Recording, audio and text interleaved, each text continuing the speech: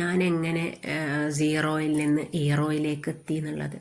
ഇപ്പം അന്ന് എന്നെ കൊണ്ട് 10 മിനിറ്റ് ഒരു 10 മിനിറ്റ് ഞാൻ അടുപ്പത്ത് കത്തിച്ചിട്ടില്ലല്ലോ.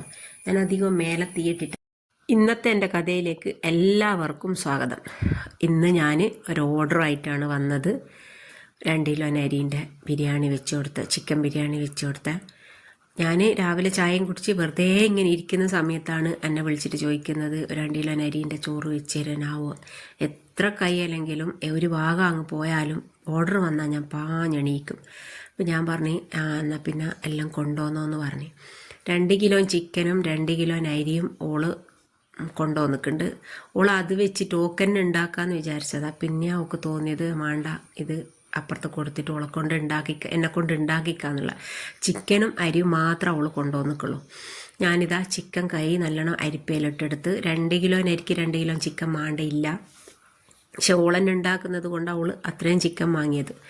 അങ്ങനെ നല്ലോണം അരിപ്പയിലിട്ട് അതിലുള്ള വെള്ളമെല്ലാം ഊറ്റിയരെ മഞ്ഞൾ, മുളക്, ഇഞ്ചി, വെളുത്തുള്ളി പേസ്റ്റ് ഇതെല്ലാം ഇട്ട് കൊടുത്ത് ആവശ്യത്തിനുള്ള ഉപ്പ് ഇട്ട് കുറച്ച് സുർക്കി ഒഴിച്ച് നല്ലോണം മസാല തേച്ച് പിടിപ്പിച്ച് അടവെച്ച്.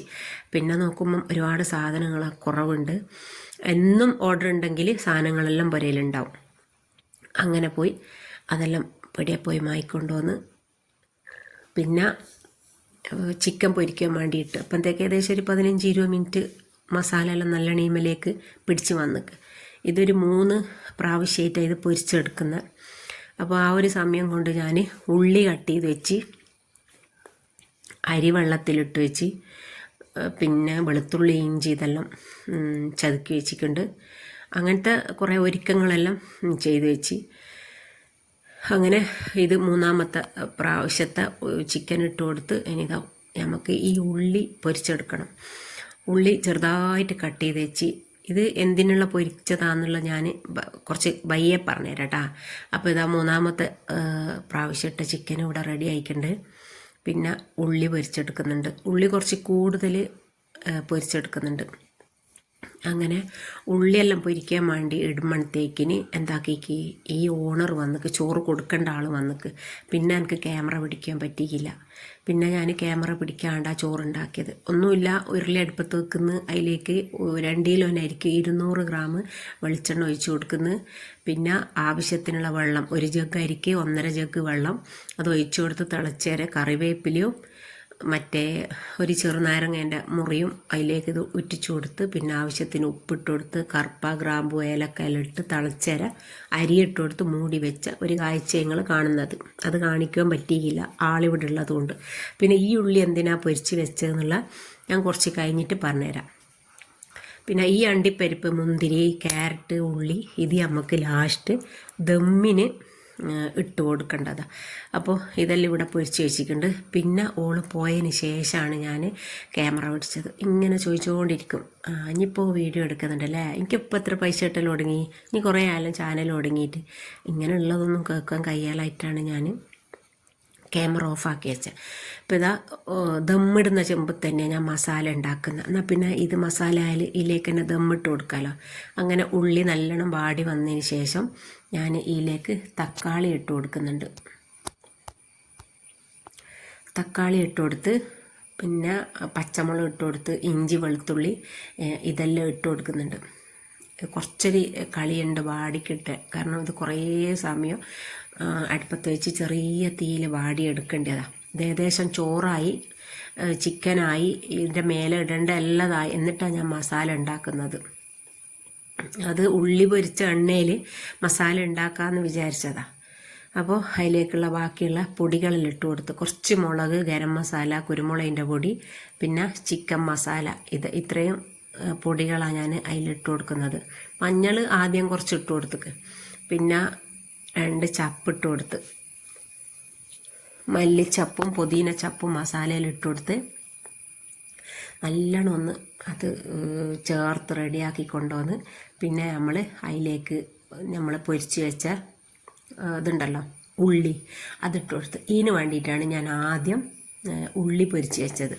കുറച്ച് പൊരിച്ച ഉള്ളി ഈ മസാലയിലേക്ക് ചേർത്ത് കൊടുത്താലുണ്ടല്ലോ എൻ്റെ പൊന്നു മക്കളെ ഭയങ്കര ടേസ്റ്റായിരിക്കും. നിങ്ങൾ അങ്ങനെ ഒന്ന് ചെയ്ത് നോക്ക്. ഫുള്ളായിട്ട് പൊരിച്ചെടുക്കുന്നതും ഉണ്ട്, പക്ഷെ ഞാൻ ഫുള്ളായിട്ട് പൊരിച്ചെടുത്തിട്ടില്ല.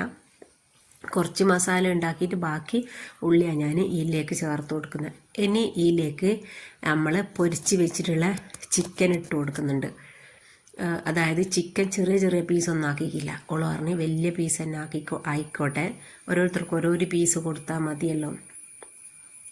അങ്ങനെ ഞാൻ ഈ പൊരിച്ച് വെച്ച അത്യാവശ്യം നല്ലോണം പൊരിഞ്ഞ് വന്നിക്ക്. ഇനി ഒരു വേവിൻ്റെ ഒന്നും ഒരാവശ്യമില്ല. അങ്ങനെ നല്ലോണം പൊരിഞ്ഞ് വന്ന ആ ഒരു ചിക്കൻ ഞാൻ ഇതിലേക്ക് ഇട്ട് നല്ലോണം ഒന്ന് ചേർത്ത് കൊടുത്ത്, നല്ല വലിയ ചെമ്പായത് കൊണ്ട് നമുക്ക് നല്ലോണം ഇളക്കി മറിച്ചിടേണ്ട സൗകര്യമുണ്ട്. പിന്നെ ഗ്യാസുമ്മൽ വെച്ച് ഒരു 5-10 മിനിറ്റ് വേവിച്ചെടുത്തിട്ട് എല്ലാം ഒന്ന് എല്ലാ ചേരുവകളും എല്ലാത്തിലും എത്തണ്ടേ. പിന്നെ ഇതാ ഞാൻ ഈ മസാലകളെല്ലാം ഈ ചോറ് ഇതിലേക്ക് ദമ്മിട്ട് കൊടുക്കുന്നുണ്ട്. ചോറ് അധികം ബന്ധിക്കില്ല, ഇനി ബാക്കി ദമ്മും വന്ന് അങ്ങ് ബന്ധോളല്ലോ. അങ്ങനെ ഞാൻ പിന്നെ അവൾക്ക് തിരക്കായിക്ക്, പിന്നെ അവൾ വിളിക്കാൻ തുടങ്ങിക്ക്. നിങ്ങൾ ഫസ്റ്റ് കേട്ടല്ലോ ആയിക്കോ എന്ന് ചോദിക്കുന്നത്. ഞാൻ ദമ്മിടുമ്പോൾ അവൾ വിളിക്കുന്നുണ്ട്. അപ്പം ഞാൻ പറഞ്ഞു ഒരു 10 മിനിറ്റും കൂടെ, അവൾക്ക് 2 മണിയിൽ തന്നെ 2 മണിക്ക് ചോറ് തിന്നുന്നേ. അപ്പോൾ ഞാൻ ചോറിട്ട് കൊടുത്ത് ഈ പൊരിച്ച് വെച്ച ഇതെല്ലാം ഇട്ട് കൊടുത്ത്, പിന്നെ കുറച്ച് കളറിൽ കുറച്ച് പാലിൻ്റെ അകത്ത് കുറച്ച് ബിരിയാണി കളർ ചേർത്ത് കൊടുത്ത് അതിട്ട് കൊടുത്ത്. പിന്നെ ഇതാ 6 kg കിട്ടുന്നില്ല.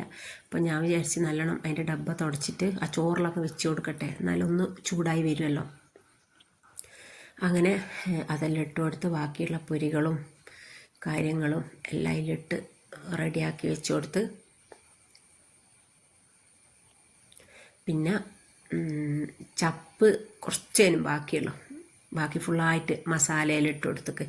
അങ്ങനെ കുറച്ച് ചപ്പും പിന്നെ ഇനി ഇടണ്ടെന്ന് വിചാരിച്ച് ആ ചപ്പും അതെല്ലാം ഇട്ട് കൊടുത്ത് നല്ലോണം ഒന്ന് അമർത്തി റെഡിയാക്കിയിട്ട് ഞാനെന്താക്കി, ഒന്ന് ഗ്യാസുമ്മൽ വെച്ച് മേലെ തീയിടുവാൻ അടുപ്പത്ത് കത്തിച്ചിട്ടില്ലല്ലോ.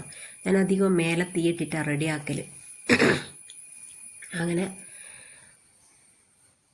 ഒരു സമയമായി കഴിഞ്ഞാൽ ഞാനതങ്ങ് കൊടുത്ത് ഇതിൽ ഞാൻ ഒരു ചോറ് ഞാൻ എടുക്കുകയും ചെയ്തു. അപ്പോൾ ഇത്രയൊക്കെ തന്നെയാണ് ഇന്നത്തെ വീഡിയോ ഉള്ളൂ. വീഡിയോ ഇഷ്ടമായാൽ ലൈക്ക് ചെയ്യുക, ഷെയർ ചെയ്യുക, സബ്സ്ക്രൈബ് ചെയ്ത് സപ്പോർട്ട് ചെയ്യുക.